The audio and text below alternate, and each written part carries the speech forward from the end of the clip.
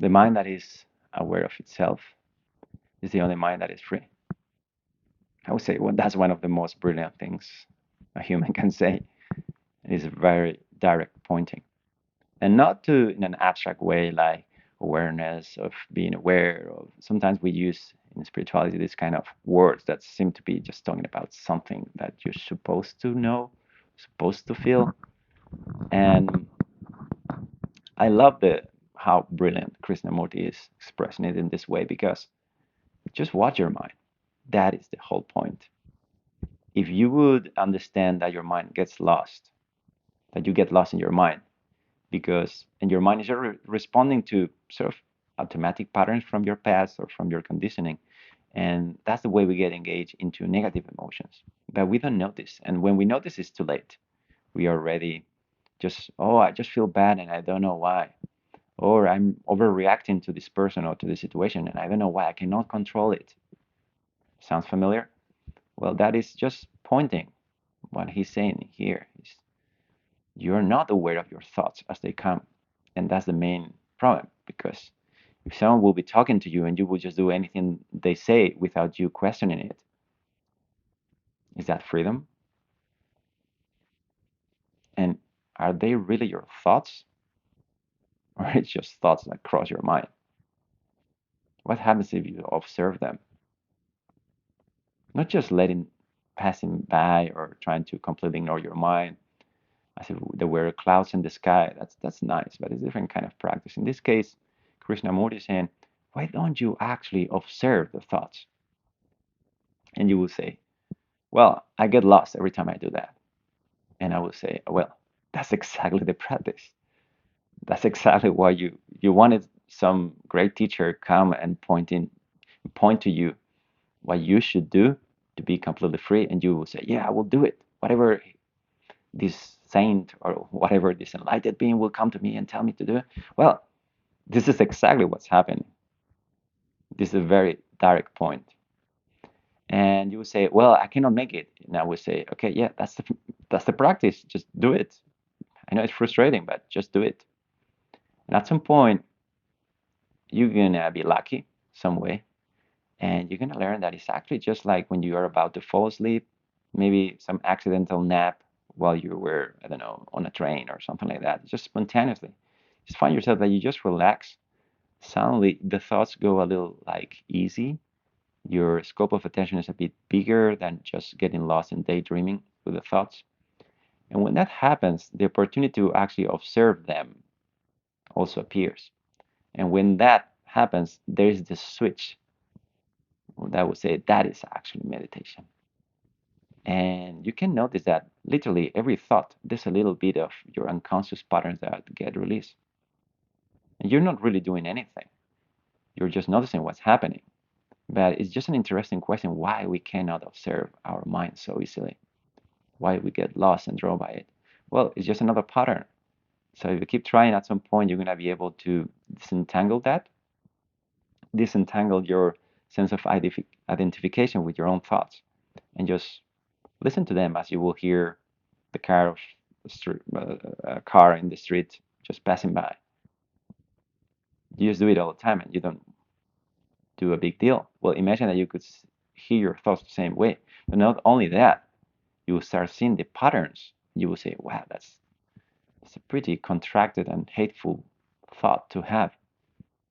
Oh, you can also tell the kind of like flavor they have. So you could start just detaching yourself from them right away on the spot. And if you're aware of the movements of your mind on a constant basis, your your sense of being alive, being happy, and being satisfied starts just growing, because it's only the thoughts in our head that makes our life miserable. So the mind that is able to observe itself,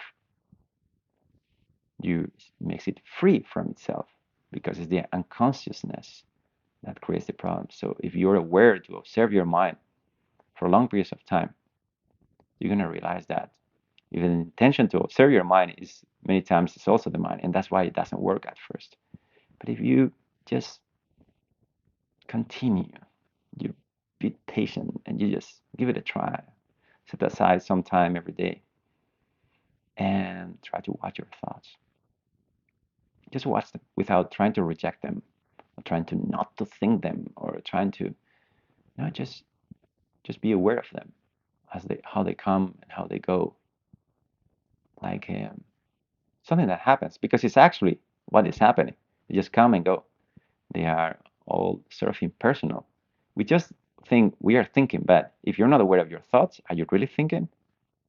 No. On the other hand, when you're able to see all these patterns, or your patterns of behavior, your behavior changes. The way you treat people, the way you feel about people, the way you feel about life, the way you feel about everything changes because suddenly it's spontaneous.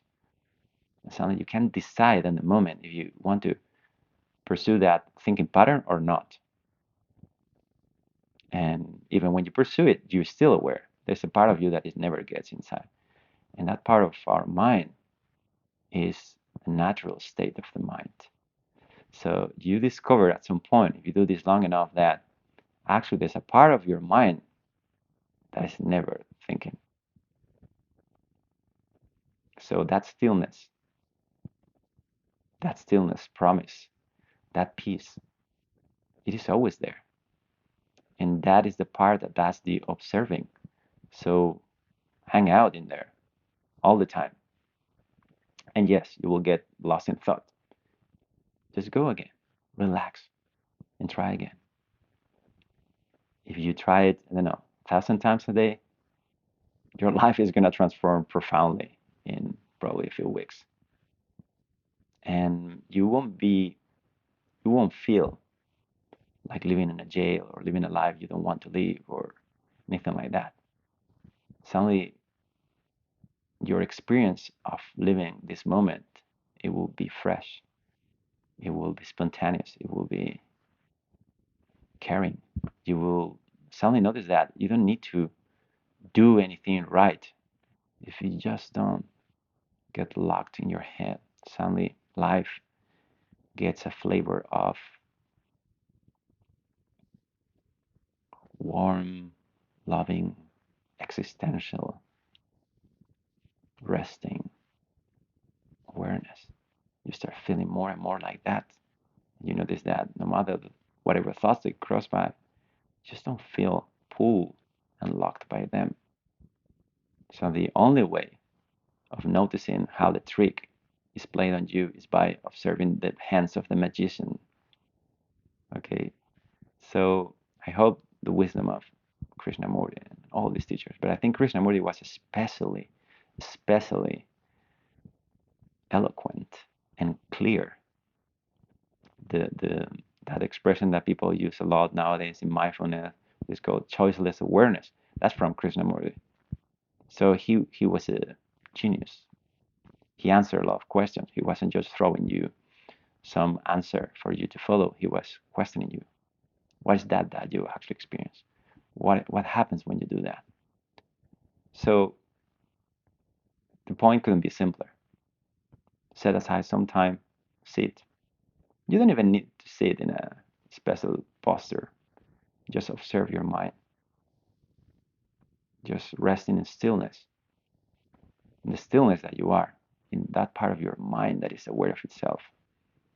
When you're resting there, then suddenly the thoughts seem to be happening somewhere there.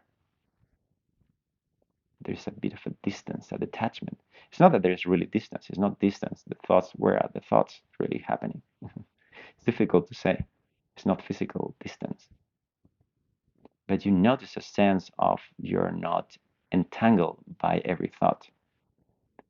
And thought by thought, your full freedom, your everlasting freedom is redeemed. And the joy that you were looking for, it is there already, all for you. And you notice there is nothing that could happen, not even thoughts or patterns in your head, no karmic stuff, nothing can take away from you your own self-awareness.